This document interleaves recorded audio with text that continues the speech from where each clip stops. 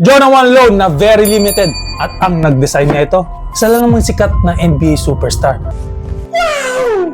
Meron ditong kakaibang feature na hindi ko pa nakita sa lahat ng sapatos.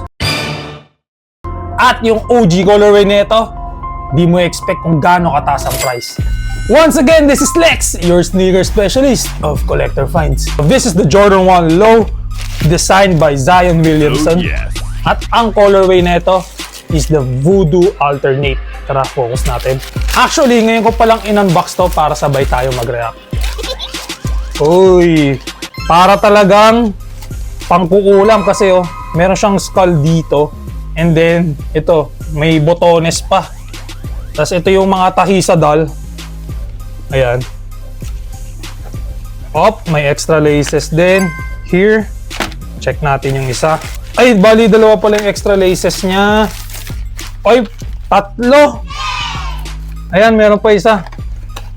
This is the Jordan 1 Low OG, designed by Zion Williamson, alternate Voodoo colorway. Labas natin.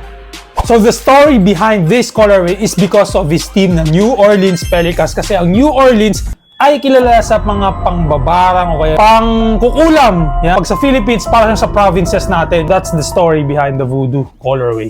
So yung tank pala nito, yes, nakalagang nakabaliktad siya. And also yung insole niya, ayan, makikita natin this one, Voodoo. And dito, si Zion, pangalan niya. And yung material na ginamit dito, halo-halo. So dito, para talaga siya yung dull, dito yung suede part. Ayan.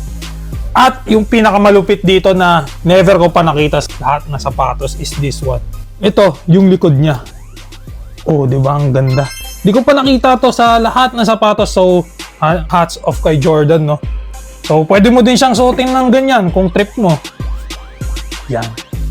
Yung OG colorway nito, nag-range lang naman ng 30 to 60,000 depende sa size. This one, medyo mura pa siya for now. I don't know kasi that was 2021 yung release ng OG colorway. So, papantayin pa ba natin tumaas to? So, kung ako sa'yo, kung gusto mo nito, i-message mo na si Collector Finds habang mababa pa yung price niya.